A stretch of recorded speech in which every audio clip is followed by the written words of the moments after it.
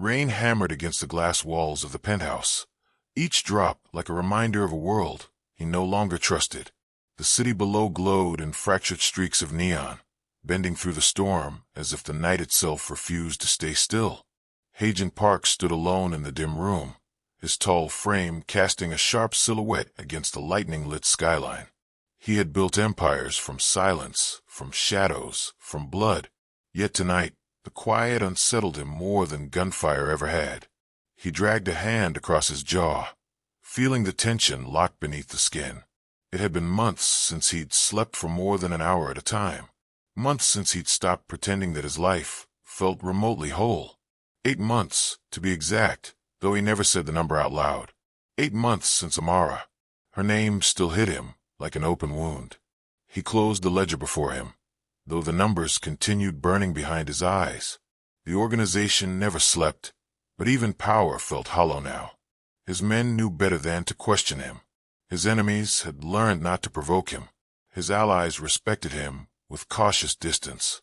Only one person had ever dared see the man beneath the violence, and she had walked away because it pushed her to. Lightning cracked across the sky, illuminating the room with a harsh white flash. Hagen inhaled, slow and deliberate, grounding himself. His world had learned to survive without softness, until a phone vibrated on the table. Not his main line, not his secure line, the old one, the number he hadn't used since. He froze. Another buzz. His heart lurched in a way he couldn't control. Amara. He snatched the phone, tension rippling up his spine. Her name wasn't on the screen. He deleted it long ago. Yet he knew. He always knew. The number pulsed like a heartbeat from another lifetime. He hesitated for only half a breath before answering. Hello. His voice was calm, controlled, but something in him trembled. Static crackled, followed by rushed breathing. Then a voice he recognized instantly. Hagen, it's me. His chest locked.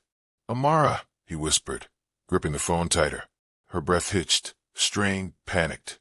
I didn't know who else to call. He stepped forward instinctively, as if the distance between them could be closed by movement. What happened? Are you hurt? He demanded, sharper than he intended. She exhaled shakily, a sound that punched through his ribs. Hagen, I'm in the hospital. They said I'm early. The baby's coming now. His blood ran cold, then hot, then everything inside him roared. Baby, her baby, their baby. A child he didn't know existed until this very breath.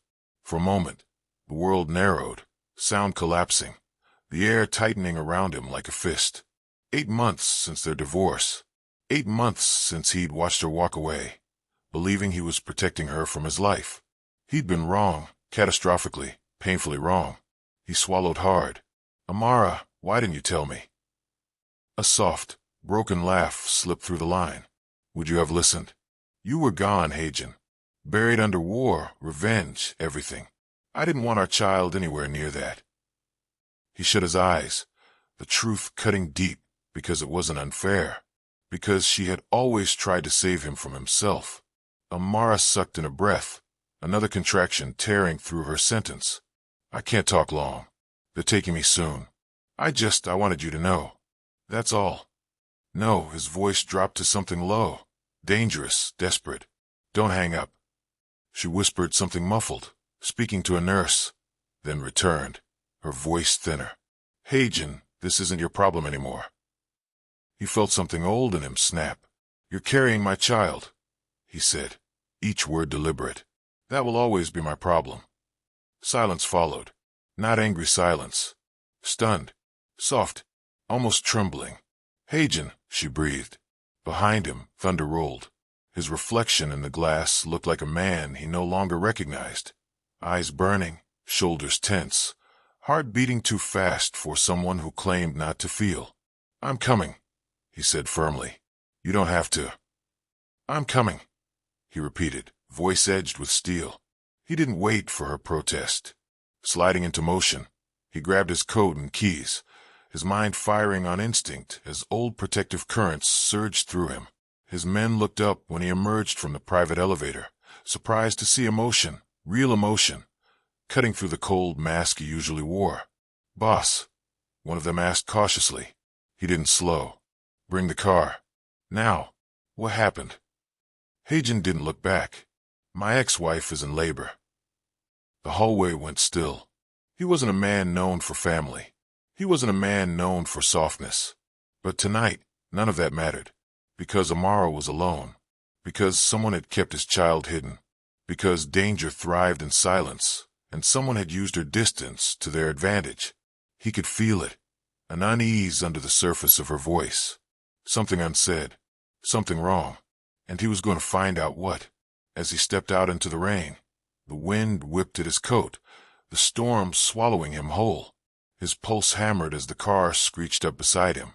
He opened the door, stopped, looked back at the city he ruled. Then he whispered to himself, barely audible, "Hold on, Amara," because deep down he already knew. This wasn't just a birth. This was the beginning of a war. The city blurred past the rain-streaked windows as Hagen's car tore through the streets. His driver, Juno, kept glancing in the rearview mirror, trying and failing to hide his curiosity. Hagen stared straight ahead, jaw locked, hands fisted in his lap. His ex-wife, in labor, with his child. The enormity of the truth pressed into him, heavy and unrelenting. A truth she had carried alone. A truth that should have been his to bear too. Lightning flashed. Thunder rolled. The storm felt almost personal. Juno finally spoke. "Boss, do you want us to alert the others?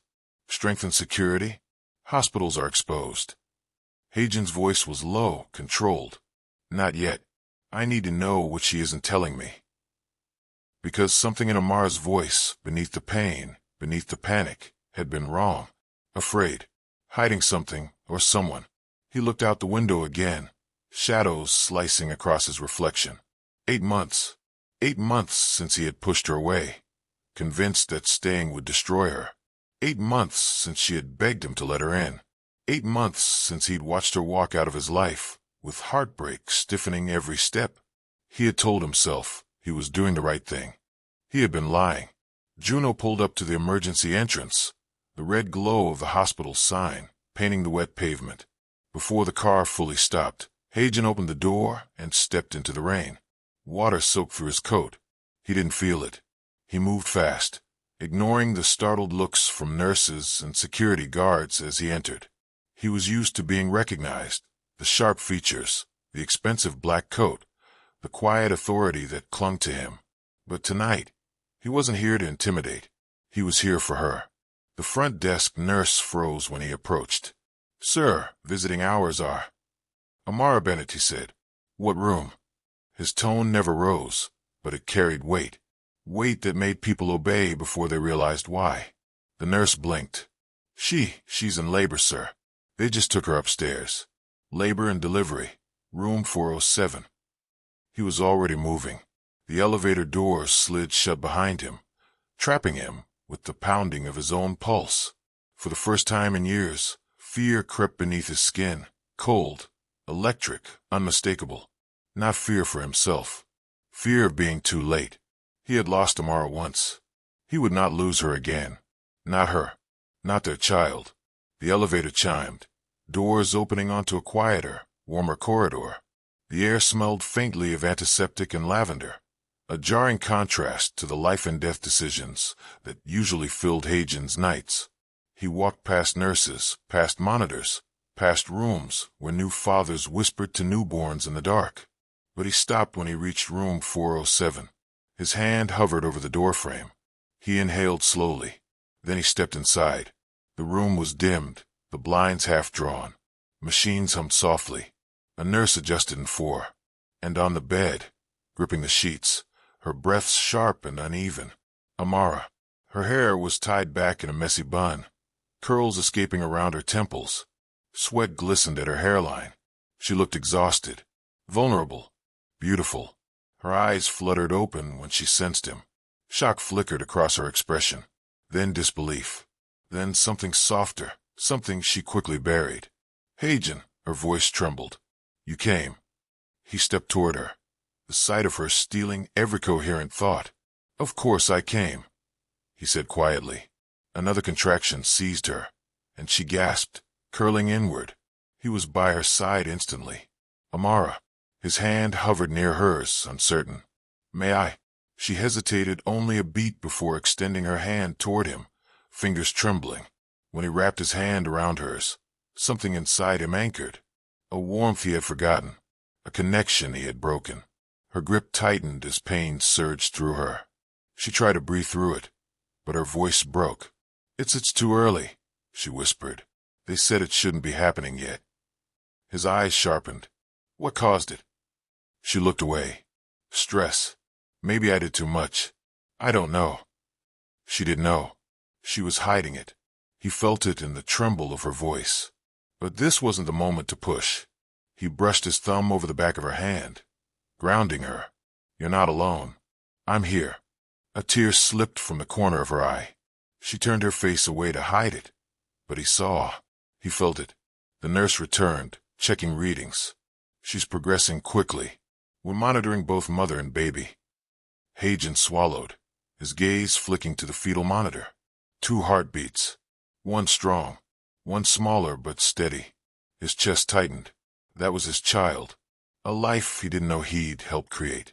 A life she'd carried while he buried himself in wars no one else saw. When the nurse stepped out again, Amara exhaled shakily. You don't have to stay. You've done enough. Amara. His tone softened, deepened. Look at me. She did, reluctantly. I'm not leaving, he said. Not again. Her breath caught, but she didn't answer. A silence stretched between them, thick with the 8 months they'd lost, with the things they had never said, with the hurt he had never apologized for. He finally spoke. Why didn't you tell me? About the baby? Her fingers tightened around his. She looked down at her stomach, at the faint tremble of the blanket. I wanted to, she whispered. I tried, but every time I thought about calling, I remembered the way you looked at me the night we signed the papers. He flinched inwardly. You were cold, Hagen. Like I meant nothing. Like we were just a mistake you wanted to erase. And then the threat started. He stilled. Threats. She nodded, jaw trembling. Anonymous calls. Notes under my door. Someone following me after work. They said I should stay away from you. If I knew what was good for me. A coldness spread through him, dark, lethal. Who? He demanded, voice low. I don't know. Her eyes finally lifted to his. But I believed them. And I thought, if you knew I was pregnant, you'd come back into my life. And then they'd come for you.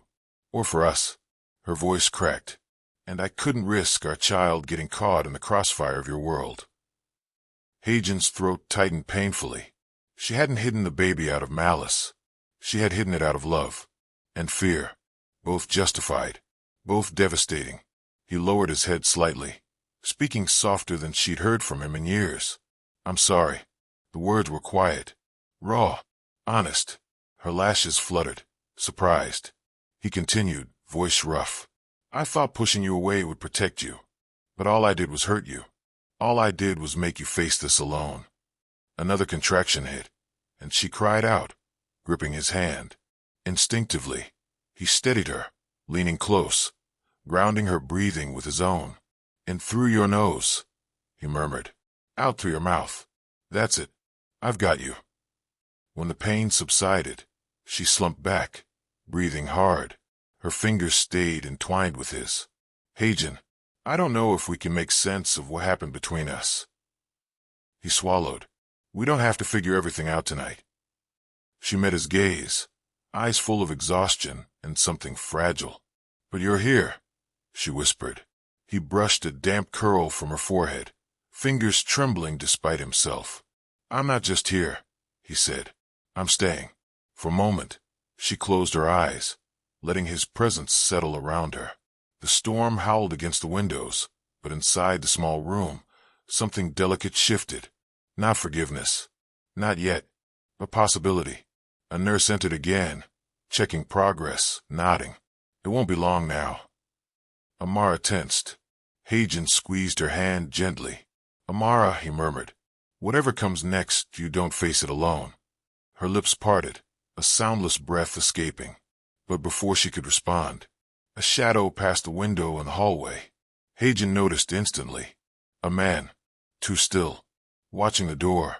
His instinct sharpened, danger sliding through him like a blade. Someone had followed her. Someone knew she was here. Someone wasn't finished. And everything inside Hagen went cold. Because this wasn't just labor. It was the beginning of a reckoning. Hagen didn't move at first. He simply turned his head slightly toward the hallway window, eyes narrowing, breath slowing. The figure that had paused outside room 407 wasn't a doctor, not a nurse. The posture was wrong, too rigid. The attention too focused. The stillness too deliberate. A hunter watching a door. Amara didn't notice. She exhaled shakily, trying to brace for the next contraction, rubbing her stomach as pain built like a slow wave. "Hagen, are you listening?" she whispered. He forced his expression to soften as he turned back to her. Always. But his heart had already shifted into another rhythm, one he knew far too well. Calculating, watching, choosing the exact moment to strike. The nurse entered again, adjusting Amara's monitors. "She's dilating faster than expected. We're preparing the delivery team." Hagen nodded, but his eyes flicked subtly to the hallway. The shadow was gone. Gone was worse than visible. Amara winced as another contraction seized her. She gripped the rails of the bed. "It's too much. Everything's happening so fast."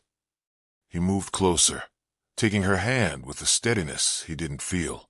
"Breathe with me," he murmured, guiding her through each inhale. "You're stronger than anything trying to break you." Her eyes glistened with pain and fear and something else, trust, cautious and trembling. She shouldn't have been alone this whole pregnancy, and he shouldn't have let himself believe she was safer without him. When the contraction faded, she collapsed back against the pillows, her breaths uneven. He smoothed a damp curl from her temple, thumb brushing her warm skin. "Thank you," she whispered, "for being here." His voice softened in a way it never did for anyone else. "I should have been here months ago." Her lashes fluttered at the confession. Before either of them could say more, his phone buzzed silently in his coat. He checked the screen, a message from Juno. "Juno, boss, there's movement outside. Someone's watching the hospital entrances. Possible tail." Hagen clenched his jaw. Possible was generous. This was deliberate. He typed back, "Hagen, track them. No engagement yet. I'll update soon." He tucked the phone away just as another nurse entered with a second-floor bag. "You are progressing quickly, Miss Bennett. We expect active labor any minute. Do you have a designated partner for delivery?" Amara hesitated, eyes darting toward Hagen. Her silence was answer enough. Hagen stepped forward. "She's not alone. I'll be with her." The nurse's expression softened. "Good. She'll need someone she trusts." Amara's fingers brushed his wrist, a small, instinctive touch. "Hagen, you don't have to." He leaned down, voice low. "There's nowhere else I will be." Her breath caught. She looked away, blinking fast. The nurse left. Silence slipped around them again, softer this time, less strained, more intimate. Amara shifted, wincing. "I didn't expect you to come." He sat carefully on the edge of the chair beside her bed. "Why? You cut me out of your life so completely." Her voice trembled. "I thought if I ever needed you again, you wouldn't want to hear from me." He inhaled slowly. Her words felt like claws dragging through his chest. "You were never the problem," he said quietly. "I was." She shook her head weakly. "You were trying to protect me. I know that. But you didn't trust me enough to choose how I wanted to be protected. That's what broke us." Her voice cracked on the last words. He exhaled. "I know." Another contraction surged through her, more intense than before. She gripped his hand so tightly her nails bit into his skin. "Amara, breathe." He leaned close, his voice grounding her through each shuddering inhale. She gasped, groaned, clutched at him as pain tore through her. He supported her shoulders, whispering, "I'm here. I'm here. You don't face this alone." It almost broke him, to see her fight this battle without him for so long. When the contraction released its grip, she trembled, leaning her forehead against his arm. "I'm scared," she whispered. He closed his eyes, forehead brushing the top of her head. I know, but nothing will happen to you or the baby. Not while I'm breathing. Her breath hitched, part pain, part emotion. He kept his hand on her back, steady, protective. But every second, his instincts screamed louder. Someone was watching the hospital. Someone knew she was in labor. Someone had scared her enough to keep a pregnancy secret. There were only a handful of enemies who hated him enough to target her, and only one who would be bold enough to do it while she delivered his child. Kang Daejin, his former second-in-command, the man he had exiled, the man who believed Haejin had stolen the syndicate throne that belonged to him, the man who sent messages through fear, through shadows, through threats to the people Haejin loved. His muscles tightened. He had to keep Amara safe. And the baby. Whatever came next had to be quiet, controlled, invisible, or all three of them would pay the price. Amara lifted her head slowly, breathing through the pain. Haejin, you're distracted. What is it? He hesitated. Then he brushed his fingers over hers. Nothing you need to worry about right now. Her gaze sharpened. Even exhausted, even terrified, she saw through him. Haejin, don't lie to me, she whispered. He looked away, jaw flexing. Later, after the baby is safe. She didn't push. Not now. But the fact that she dropped her eyes told him she already suspected the truth. Another contraction slammed into her. She cried out, arching forward. He caught her waist, helping her sit upright. It's okay, breathe. I've got you. She leaned into him, her forehead pressing into his chest, her breath hot and uneven against him. His arms instinctively wrapped around her, holding her through the pain, grounding her with every wordless reassurance. When it passed, she stayed there longer than necessary, her cheek against his shirt, her fingers curling weakly into the fabric like they once had on quieter nights. He didn't move. Neither did she. It was the closest they had been in months. And despite the chaos brewing outside, something inside him eased. She pulled back slowly, embarrassed by the intimacy, wiping a tear from her cheek.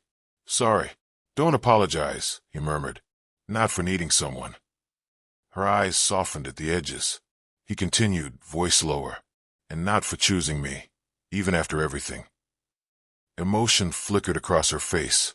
Hope, disbelief, longing. But she swallowed it down, too afraid to trust it. Before she could respond, the nurse returned with gloves and equipment. We're entering active labor now. The doctor is on the way. Active labor.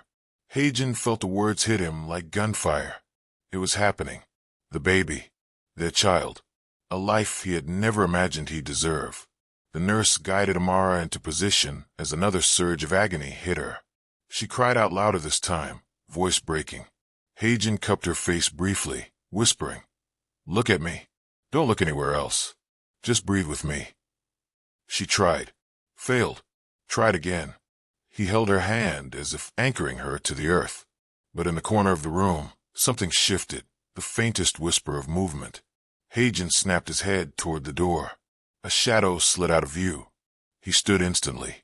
Haejin, Amara gasped through pain. He forced calm into his voice. I'm right here. But his body was already angled protectively between her and the door. The nurse didn't notice anything. She just checked monitors. Ms. Bennett, your baby's heart rate is fluctuating. We need you to stay as calm as possible. Amara whimpered, fear slicing through her. Is the baby okay? The nurse nodded reassuringly. We're watching closely, but stress increases risk. Just breathe. Amara's breathing stuttered. Panic coiled inside her. Haejin, she whispered, tears filling her lashes. What if something happens? What if the baby? He stepped closer, brushing her cheek with his thumb. Nothing will happen. Not to you. Not to the baby. I swear it. She grasped his wrist, clinging to the promise. But the hallway outside grew quieter. Too quiet. He knew that silence. A predator waiting. The doctor finally entered, moving briskly. All right, Amara. We're almost there. One step at a time. You're doing incredibly well.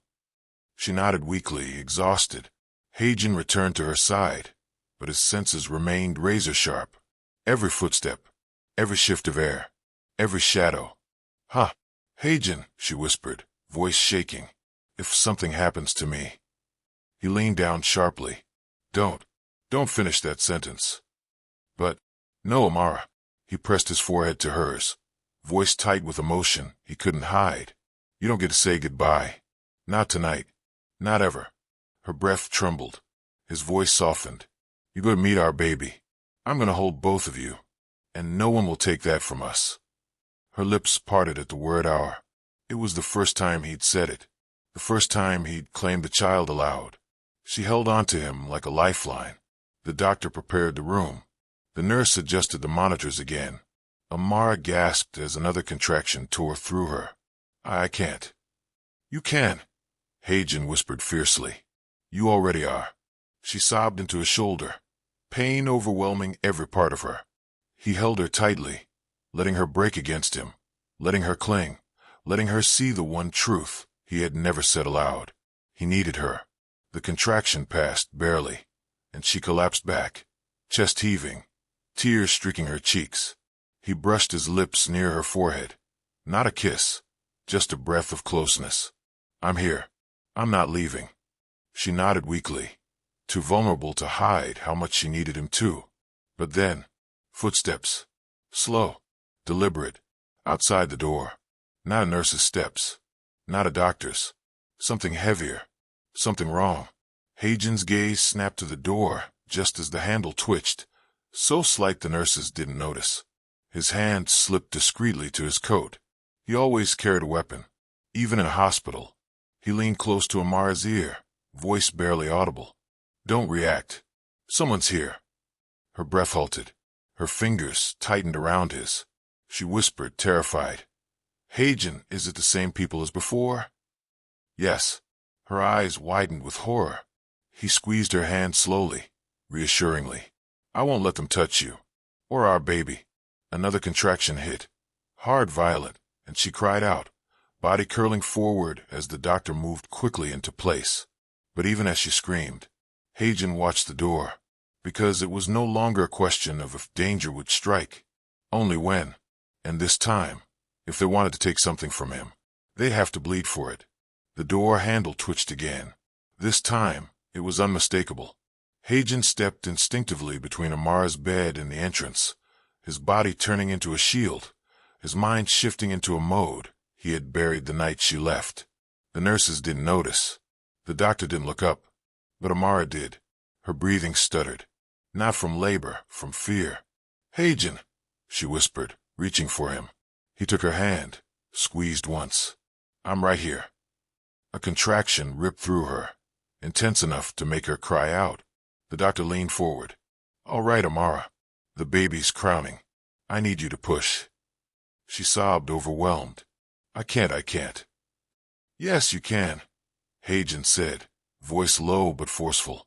"You're the strongest person I've ever known. Don't you dare give up now." She met his eyes, and something in her steadied. She bore down, letting the pain crest through her like a storm. At that exact moment, the door cracked open. A sliver, a shadow, a breath of cold air slipping into the warmth of the delivery room. Hagen saw the silhouette first, tall, broad-shouldered, familiar in the worst way. Kang Daejin, of course, the man who once swore loyalty to him. The man Hagen spared instead of killing. The man who took mercy as weakness. Daejin didn't fully enter. He hovered at the threshold, face half hidden beneath a hood, eyes locked on Amara. Amara screamed again, this time from labor, but the timing sliced through Hagen like a blade. The doctor didn't look up. "Amara, push." Hagen didn't look away from Daejin. His voice dropped to a dangerous whisper. "You chose the wrong day." Daejin smiled, slow, vicious. "I chose the perfect one." Another contraction ripped through Amara. She clutched Hagen's sleeve, sobbing, terrified. He moved closer to her, blocking Daejin's line of sight, lowering his head until his forehead nearly touched hers. "Breathe," he whispered. "Focus on me. Not him. Me. But eyes on me, Amara." Her wide, terrified eyes locked on his, and stayed there. The nurse shouted, "We need another push." Hajan kissed her knuckles, voice tight with restrained fury. Push for our baby. I'm handling everything else. Amara nodded, trembling but trusting. She pushed. The doctor's voice grew urgent. Good again. Her scream filled the room, raw and primal. Sweat beaded down her temples, her entire body shaking with effort. Behind Hajan, the door creaked wider. Dejin took one silent step in. Hajan's hand moved in a blur. A gun, small, black, lethal, pressed behind his thigh out of sight. The nurse didn't notice. The doctor didn't notice. Only Dejin froze when the barrel glinted under the fluorescent light. Hajan's eyes were ice. Step closer, he murmured, and this ends with you on the floor. Dejin sneered. You won't shoot in front of her. Hajan's voice turned deadly soft. You underestimate what I'll do for her. Amara whimpered as another contraction hit. Hajan. He leaned close, brushing her cheek with his thumb. I'm here. Push, Amara. That's it. Push. She screamed through the pain, her nails digging into his wrist. The doctor shouted. The head is out, one more push. Amara sobbed, shaking. I can't. Yes. Hajan gripped her face gently, forcing her to meet his eyes. You can. You're almost there. I'm not letting anything happen to you. Her lips trembled. Please, she whispered. Don't leave me. He swallowed hard. Never again. She believed him, and she pushed with everything she had left. A cry, sharp, sudden, miraculous, tore through the air. The doctor lifted a tiny, screaming baby into the sterile light. A healthy baby girl. Amara collapsed back, sobbing in relief. Tears streamed down her cheeks, pure exhaustion, pure love. Hajan's breath caught. He had known joy in small, violent ways, victory, survival, dominance. But nothing like this, nothing like seeing his daughter for the first time. The doctor wrapped the newborn in a blanket and held her out. Amara reached for her, trembling. Hajan stayed close but didn't move, afraid he might shatter the moment. Amara looked up at him through tears. Do you want to hold her? His throat tightened. His voice broke. Yes. She placed the tiny bundle into his arms. The world fell silent. The hospital, the storm, the war waiting outside the door, all disappeared. There was only her, his daughter, small, warm, crying softly against his chest. He had never held anything so fragile, so perfect, so terrifyingly dependent on him. Amara watched him with a look he hadn't seen since before the divorce, soft, full, unguarded. Hajan swallowed hard, brushing one gentle finger along the baby's cheek. She's beautiful, he whispered. Amara nodded, tears slipping down her cheeks. She looks like you. No, he shook his head. She looks like the woman strong enough to bring her into this world. Amara covered her mouth, emotion choking her. But the moment shattered, because Dejin stepped fully into the doorway. Touching, he said. Truly. But this ends tonight, Hajan. The nurses screamed. The doctor stumbled back. Chaos erupted. Hajan turned, his daughter clutched against his chest with one arm, his gun steady in the other. Run, Dejin mocked. You won't risk dropping her. You're right, Hajan said coldly. I won't. He shifted, precise, practiced, placing the baby gently in Amara's arms. Amara gasped. Hajan. He kissed his daughter's forehead. I'll be right back. Amara's hand shot out, gripping his sleeve desperately. Don't, you could get killed. He pressed his forehead to hers, voice a shiver of breath. They came for you. For our child. There's no world where I walk away. Tears spilled down her cheeks. Please come back to us. His eyes softened, just for her. I will. He stepped away. Dejin raised a gun. Hajan fired first. A single shot. Clean. Effortless. Final. Dejin collapsed in the doorway, weapon clattering against the floor tiles. Nurses screamed. Security rushed in. The hallway erupted into noise. But Hajan didn't look away from Amara. He walked back to her slowly, deliberately, ignoring the chaos around him. His gun slid into his coat. His eye stayed locked on the woman who had once been his wife, and the child who was now his entire world. He reached the bed. Amara was sobbing, clutching the baby tightly. You came back. He cupped her face with both hands, his forehead pressing to hers, breath trembling. I lost you once, he whispered. I'm not losing you again. She shook, overwhelmed. Hagen, I was so scared. I know. His voice broke. And I'm sorry you ever had to face any of this alone. She leaned into him, tears soaking his collar. I didn't want to walk away. I loved you. I still. He kissed her forehead, her cheeks, every tear. But when she tried to speak again, he captured her lips gently, trembling, tender, full of everything he had never said. When they parted, she exhaled shakily. What now? Hagen looked down at their daughter, then at her. Now we go home, he whispered. All three of us. Her breath caught.